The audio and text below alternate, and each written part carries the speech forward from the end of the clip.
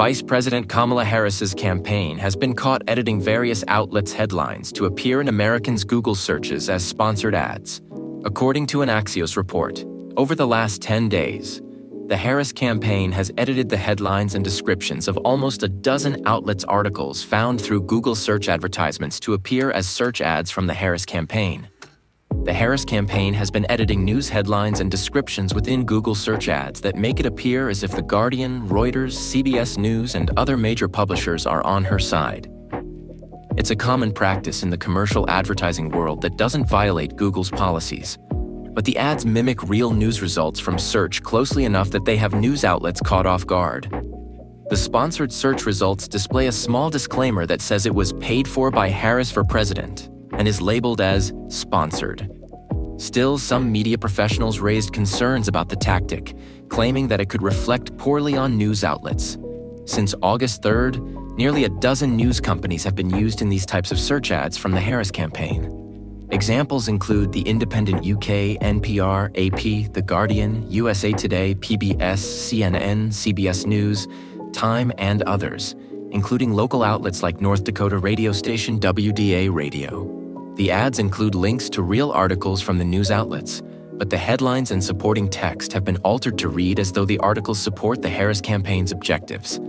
For example, an ad that ran alongside an article from The Guardian shows a headline that reads, "VP Harris fights abortion bans, Harris defends reproduction freedom," and then includes supporting text underneath the headline that reads, "VP Harris is a champion for reproductive freedom and will stop Trump's abortion bans." The political ad world has always been murky, but a lack of regulation in the digital world has put the responsibility on tech firms to decide what's deceptive and what's fair. Ad-driven tech companies have to walk a fine line between transparency and efficiency. One of the reasons search ads are effective for advertisers is that they are embedded in line with actual search results in a very similar format. Google believes its sponsored disclosures are enough to keep voters from being misled. But media companies whose brands are being associated with political messages in unexpected ways may feel differently. The mainstream media industry is already fighting assertions of bias. These ads, even though they comply with Google's rules, could leave media outlets further vulnerable to charges of partisanship. Some of these news organizations might not want to be positioned as promoting one campaign, and this implies that they have a bias towards that campaign potentially, said John Gable, co-founder and CEO of All Sides, a nonpartisan firm that rates media bias. Promoting advertisements that mimic a news article is not a new practice, although some sites have banned the tactic, claiming that such ads could mislead readers. Facebook banned advertisers from modifying news articles, descriptions, and images in 2017, as part of its push at the time to halt the spread of false or misleading information, as reported by the Wall Street Journal.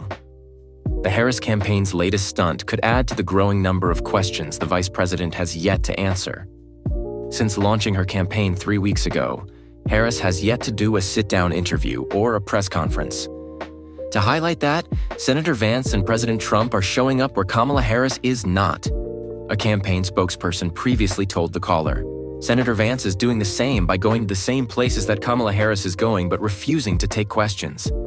Anyone can show up in a state and read off of a script, off a teleprompter, and then leave 20 minutes later. That's exactly what Joe Biden was doing, and it didn't work for him. We're not going to let it work, the spokesperson continued. Overall, what it sounds like is that the Harris campaign is attempting to sway the election through this form of deception, since Kamala Harris refuses to answer questions with the press or do an interview. The Harris campaign strategy appears to be to stay in the basement like Joe Biden did in 2020, but I believe that the American people are waking up to these shenanigans and the Kamala Harris honeymoon is over.